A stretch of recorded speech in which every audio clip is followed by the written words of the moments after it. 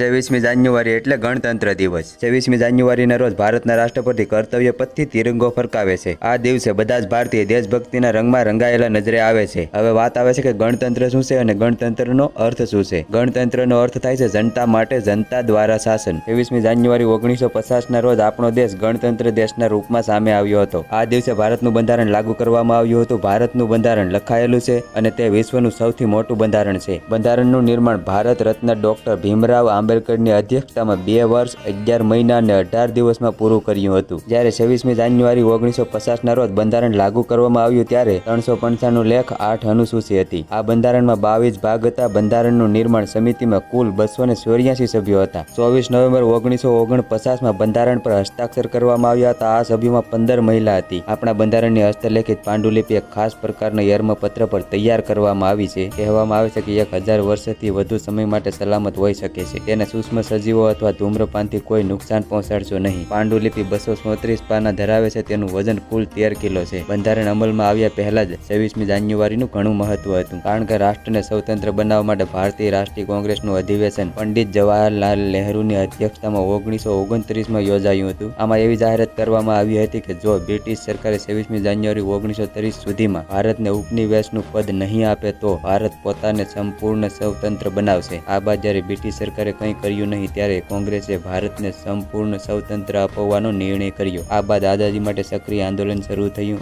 આ બાદ દર વર્ષે 26મી જાન્યુઆરીને પૂર્ણ સ્વરાજ દિવસ તરીકે ઉજવવામાં આવે છે। ભારત માતાના બહાદુર પુત્રોએ તેમની માતૃભૂમિના સન્માન અને સ્વતંત્રતા માટે બધું જ બલિદાન આપ્યું હતું। આવા મહાન દેશભક્તોના બલિદાન અને બલિદાનને લીધે માત્ર આપણો દેશ જ લોકશાહી દેશ બની શક્યો। આપણા દેશમાં બહાદુરીનો ઇતિહાસ દરેક પગલે લખાયેલો છે। દેશના પ્રથમ રાષ્ટ્રપતિ ડોક્ટર રાજેન્દ્ર પ્રસાદે 21 બંદૂકની સલામી વડે રાષ્ટ્રધ્વજ લહેરાવીને ભારતને સંપૂર્ણ પ્રજાસત્તાક જાહેર કર્યું હતું। આ પ્રસંગે તેમણે દેશના નાગરિકોને એક ખાસ સંદેશમાં કહ્યું હતું કે આજના દિવસે શાંતિપૂર્ણ સપનાનો સાકાર કરવા આપણે પોતાને સમર્પિત કરવું જોઈએ। જેણે આપણા રાષ્ટ્રપિતા અને ઘણા આગેવાનો અને સ્વતંત્ર સંગ્રામના સૈનિકોને પ્રેરણા આપી કે આપણા દેશમાં વર્ગહીન, સહકારી, મુક્ત અને સુખી સમાજની આપણે આ દિવસે યાદ રાખવું જોઈએ કે આજનો દિવસ આનંદની ઉજવણી કરતા સમર્પણનો દિવસ છે। તે કામદારો, મજદૂરો અને વિચારકો સંપૂર્ણપણે સ્વતંત્ર, ખુશ અને સાંસ્કૃતિક બનાવવાના ભવ્ય કાર્યને સમર્પિત કરવાનો દિવસ છે। 26મી જાન્યુઆરી 1950ના સવારે 10:18 પર ભારતનું બંધારણ લાગુ કરવામાં આવ્યું હતું। વર્ષ 1950માં પહેલા ગણતંત્ર દિવસ પર ઇન્ડોનેશિયાના રાષ્ટ્રપતિ સુકર્ણો મુખ્ય મહેમાન તરીકે હતા। ભારત વર્ષમાં ખૂણા-ખૂણામાં 26મી જાન્યુઆરીના દિવસે ગણતંત્ર દિવસ તરીકે મનાવવામાં આવે છે। ભારત ઉપરાંત વિદેશમાં ભારતીય દૂતાવાસોમાં પણ આ ઉત્સવ ખૂબ ગૌરવ સાથે ઉજવવામાં આવે છે। પ્રજાસત્તાક દિનનું મુખ્ય સમારોહ ભારતીય રાજધાની દિલ્હીમાં ભવ્યતાથી ઉજવવામાં આવે છે। કાર્યક્રમના લોકાર્પણે પૂર્વ વડાપ્રધાને